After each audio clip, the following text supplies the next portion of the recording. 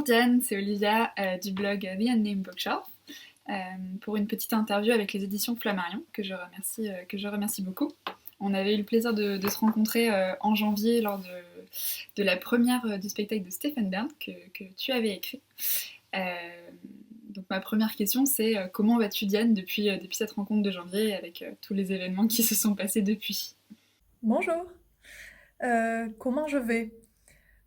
Ça, c'en est une question difficile. On peut pas commencer par une autre un petit peu moins dure? Le confinement a été très dur, vraiment. D'abord, il y a eu le choc, la sidération de la nouvelle, avec la peur pour nos proches, la peur de perdre le monde que l'on connaît. Euh, il y a eu la confrontation difficile, je trouve, au quotidien, à la quotidienneté. Il y a évidemment la perte des repères, la perte de tout ce qui fait notre emploi du temps habituellement. Je trouve qu'un un moment pareil, beaucoup ont blagué en nous disant oui, bah, il suffit de regarder des séries Netflix et de rester chez soi, c'est facile. Ça l'est pas tant que ça en fait. C'est fait de deuil quotidien, c'est fait d'un sentiment de perte, d'un sentiment d'angoisse vis-à-vis de ce que l'on va retrouver, d'une perte de repères. Et maintenant, il y a l'autre phase qui est la peur finalement de retrouver le monde extérieur, parce qu'après tout, on finit par y être plutôt bien dans cet univers intérieur, dans ce cocon qu'on a tous fini par reconstruire. Donc qu'est-ce qui nous attend maintenant? Est-ce que tu as des nouveaux projets d'écriture, romanesques ou peut-être théâtraux en cours? Alors je vais pas vous faire rêver en vous disant que j'ai écrit une œuvre absolument mémorable et transcendante durant ce confinement. Soyons honnêtes, ce n'est pas vrai. J'ai souffert comme beaucoup d'une forme de paralysie et de brouillard mental que j'ai dépassé, ceci dit, grâce à un petit truc. L'écriture d'une forme de conte, d'une forme peut-être beaucoup plus enfantine d'écriture. C'est très intéressant. Pourquoi? Parce que en s'imaginant écrire pour un public d'enfants ou pour notre enfant intérieur, on se débarrasse alors de tout effet de jugement, de tout effet de critique, de toute stratégie de publication, et on retrouve quelque chose qui est de l'ordre du sentiment pur. Les enfants ne jugent pas, ils aiment ou ils n'aiment pas.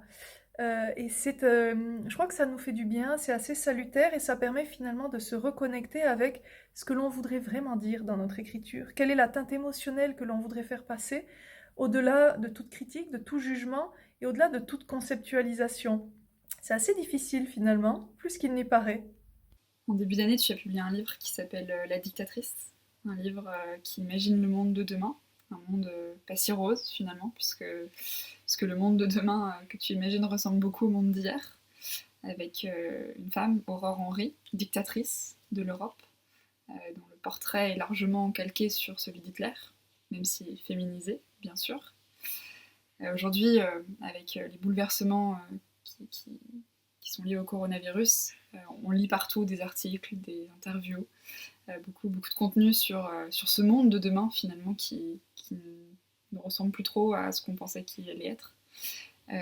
Comment toi, qui t'étais déjà projeté dans cet avenir potentiel, comment tu vois ce monde de demain après le coronavirus?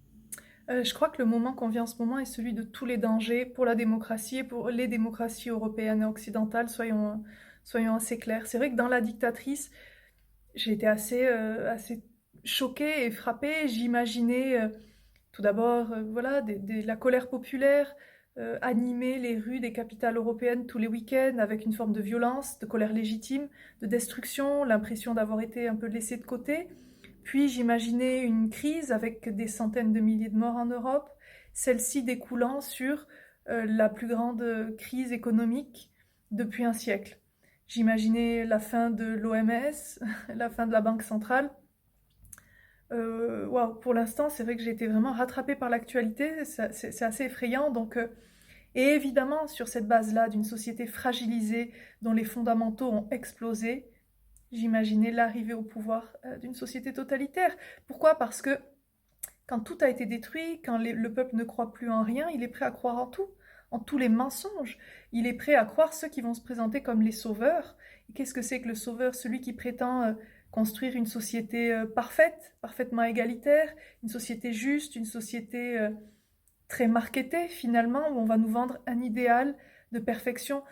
Et je pense qu'en ce moment, nous y serions extrêmement friands. C'est un moment un peu de tous les dangers. et je suis pas la seule évidemment à en parler. Je crois qu'il va falloir réellement s'accrocher aux fondamentaux de notre civilisation et à ce que l'on veut ne surtout pas perdre. Quand j'ai lu La Dictatrice en début d'année, j'avais beau trouver que c'était très bien imaginé et très réaliste, je pensais qu'on était encore loin de ce genre de revirement politique.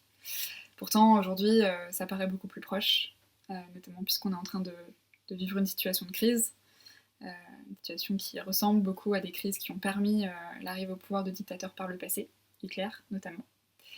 Et aujourd'hui, on constate, avec la mise en place de mesures autocratiques un peu partout dans le monde, de mesures qui visent à surveiller les gens, limiter leurs mouvements, ce genre de choses, que finalement nos démocraties ne sont peut-être pas si bien établies qu'on le pensait. Est-ce que pour toi, tout ce qui arrive aujourd'hui et toutes les décisions qui sont prises par les différents chefs d'État dans le monde constituent un risque pour la démocratie et les libertés individuelles? Je crois que le danger aujourd'hui pour nos démocraties, il est double. Il y a d'abord la question de savoir quelle est l'idéologie dominante, l'idéologie qui va être le paradigme qui va guider la prise de décision et qui va vraiment guider notre société. Va-t-il être, une fois de plus, la finance, le capitalisme libéral?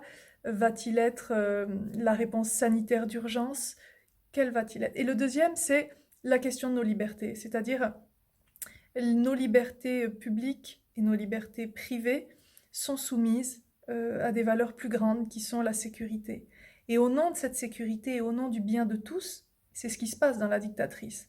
On peut malheureusement faire disparaître d'un seul coup toutes les libertés. C'est le danger, c'est ce qui est perturbant, parce que cela se fait de manière extrêmement progressive. Et lorsque l'on s'en rend compte, souvent malheureusement il est trop tard, on les a perdus. Donc je pense que c'est un moment en fait où on a besoin de retrouver nos racines et surtout de retrouver beaucoup de compréhension. Je crois essayer de recontextualiser et recomprendre vraiment ce qui fait de nous d'abord des individus. Et c'est pas si simple. Et ce qui fait de nous ensuite une société éduquée et élaborée. Merci pour tes réponses. Je vais changer un peu de registre et passer sur quelque chose d'un peu plus léger pour finir cette interview.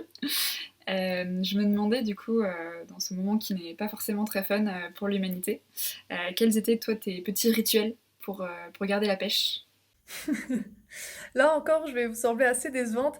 J'ai pas forcément de rituel pour garder la paix. Je crois que je me méfie assez de tout ce qui est rituel, de tout ce qui est un peu développement personnel. À mon sens, plus on établit de rituels, c'est-à-dire plus on a besoin d'organiser son espace et son temps, plus finalement c'est qu'on a peur du vide. Et c'est qu'on a peur de ce que l'on va y trouver. Euh, En dehors du lever et du coucher, je trouve que c'est une période vraiment fondamentale pour justement accepter le silence, accepter le vide, accepter peut-être le tourbillon qu'on va trouver à l'intérieur de soi, sans peur. Euh, et évidemment, retrouver une petite série télé le soir qui fait plaisir, hein.